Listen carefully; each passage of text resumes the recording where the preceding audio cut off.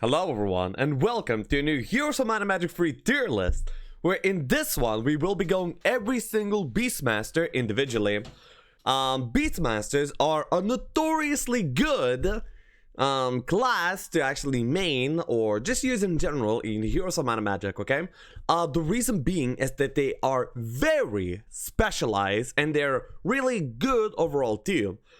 They of course specialize in defense. Every single one of them is going to be starting with armor and also 4 defense skill. That's amazing.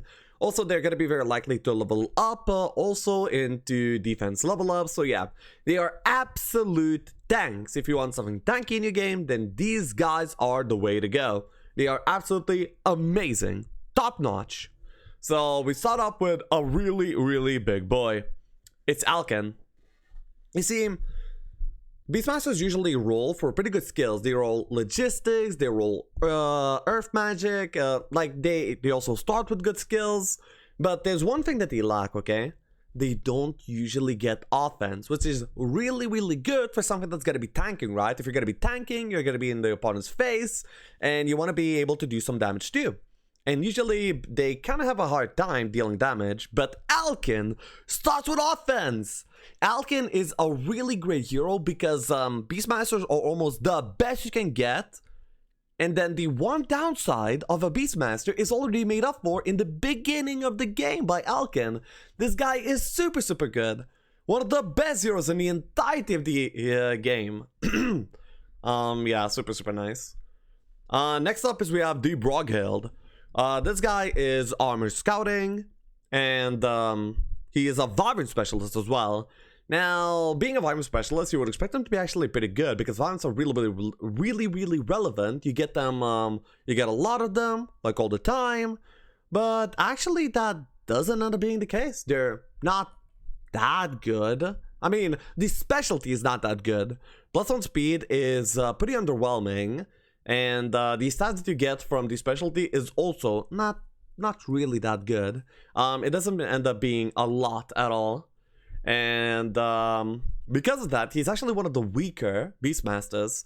Scouting is nice, but you usually want something more might heavy when you're going to be playing such a might heavy hero, you know? You really, in Heroes of Might and Magic 3, you really want to be putting all your eggs into one basket. If you're playing might, you destroy everything with sheer force, and then maybe you get some casting from like items or whatnot. But like the heroes really want to be specialized. A mage really wants to be a mage, and so on. So because of this, scouting is not that well fit for a Beastmaster. But despite this, he's still like pretty damn good. Next up is we have Braun, the Basilis specialist. The best thing about this guy is the fact that he ends up starting with a stack of up to 7 Basilisks. These guys are 35 HP, so he can give you a stack of over 200 HP worth of Basilisks. That's amazing. Holy shit. That's so good. And also he has a specialty for them, making them a little bit more convenient to use. His starting skills are armor and interference, which is pretty good. If you need an interference guy, like if you're playing like up against the conflicts, he's a pretty good main. But then again, I don't really like interference because it is a really late game specific skill. You're investing early game into a skill that will only pay off at least a little bit in the final fight. And I think you shouldn't be doing that. Interference is a late game skill that should be reserved for more late game situations. So Braun having interference from the very get-go of the game is not gonna make for that powerful of a hero. Yeah, but using his army is like really good and so on. Next up is we have the Draken, the Null specialist. This guy is the go-to pick of pretty much almost every single one of the well, at least G-Bus oriented templates. He's your starting hero. This guy brings over 3 stacks of Nulls, 15 to 25, so on average you get like 60 Nulls from this guy alone. Buying the other hero and buying the Nulls from the main is gonna net you about 100 Nulls. And Nulls are amazing. They're tanky, they deal good damage, so that 100 Nulls is gonna be able to take like a Lexiav on day 1. They're really nice. And he's the go-to pick. The Null specialty lets you speed things and makes life way more convenient if you're gonna be maining him or just doing fights on him. He starts off with armored leadership, and leadership is actually something that I used to underrate quite a bit, but actually it's a very, very solid might-based skill. Getting an extra turn once in a while is amazing. Also making sure that you don't miss morale is also pretty amazing. He is S tier. Next up is we have the Gerwolf. Now, having a ballista is actually not worth it. I mean, compared to losing lizards. If you get them like without, you know, the army, then you still get the ballista and it's like kind of cool. But then again, okay, the way that the artillery damage scales, the ballista damage scales, is its base damage is based on your attack skill on the hero, and Beastmasters have no attack skill to start, and they rarely level up into it as well. So this guy, with his like one attack at level 10, is gonna deal abysmal damage with the ballista. So he's actually super garbage. He's the worst artillery hero in the game, okay? Even worse than Torso or whatnot. He is thematically completely broken because he doesn't function. He just doesn't function as a hero. He's the worst of what the Beastmasters have to offer. He might still be mained over some other trash, but he's not gonna be very preferred. Next up is we have the Korvac. This guy is the fly specialist. He brings over 2 stacks of flies immediately into the game. One stack naturally as Beastmasters D, and the other one instead of the lizards.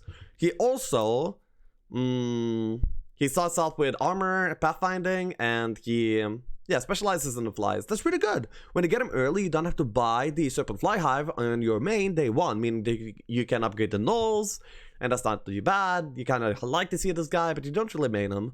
Pathfinding is most usually going to be a dead-ish kind of skill on your main. And if you're going to be maining him, you better have a really good reason to. Like you're on a swamp and you're not going to be, you know, able to move otherwise or so on. This guy is not exceptional. He's kind of okay. You're not too sad to see him, but I would say he's kind of middle of the pack Beastmaster. Then next up is we have the Tsar, the god of all heroes. This guy is indestructible. He starts off with advanced armor, and he is the armor specialist. The tankiest hero in the game, hands down. Mafala, of course, comes close, but of course, Beastmasters are tankier because they end up having more defense skill at start, and they also are more likely to level up into defense as well.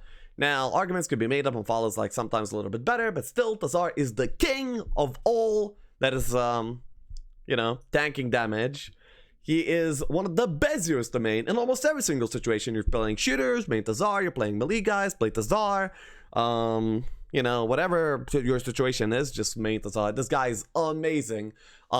He does run into the issue that Crackhead does as well, where if you start off with 1 skill instead of 2 good skills, then your level 3 is likely going to be a pick between 2 new skills, and both those skills might be garbage. So Tsar might end up being not that appealing. But then again, as a Beastmaster, you're going to be pretty likely to roll a good skill, and then you're going to be left with an amazing hero. Super, super good. Top of S tier. And next up is we have the Wisdom. This guy starts with armor and archery. And you might be thinking, hey, this is a tanky dude. And he doesn't have any attack for my shooters, so I should have made him as a shooter guy. Because, you know, the point is to actually not take any damage and kill them before they come. But honestly, the way that archery damage scales is that archery as a skill is like really, really nuts. It's 50% more damage. Wow, that's great.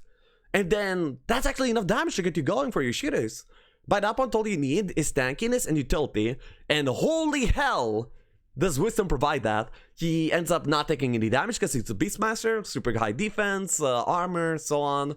And then in terms of utility, he always rolls for logistics and earth magics, and that's exactly what you want in a shooter stack. This guy is the best guy to main when you're playing range past that game. He is notoriously good, and I love him. He's so nice. I would put him over here at S tier. If you're playing shooters, play this guy. You will not regret it. He's so good. It feels like really nice to play him.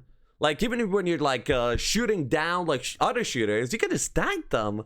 This guy's amazing. He's very fit for very many situations. And yeah, he's very good. So as you can see, most of the Beastmasters are actually really good, and even the worst of the worst is not at the bottom just because they're a Beastmaster. They're awesomely themed. Like, they're absolute tanks, turtles, whatever. They're very well fit for the Fortress faction, and they're very amazing and very fun to use pretty much every single time. And yeah, I really like Beastmasters. Alken is gonna be... No, actually, I like Alken and Wisdom more than the Tsar, but of course I respect the Tsar quite a bit as well. But, you know, that's just a personal preference. I really like doing damage, so the offense or the archery of the Tsar, I mean, of Alken or Wisdom, still, you know, kind of make them for me. So, yeah. Let me know what you think, and I'll be releasing the Witch one right after soon. Probably even today. So, ciao. Catch me on my stream live. I stream almost every single day, except for today. So, take care, guys. Bye-bye.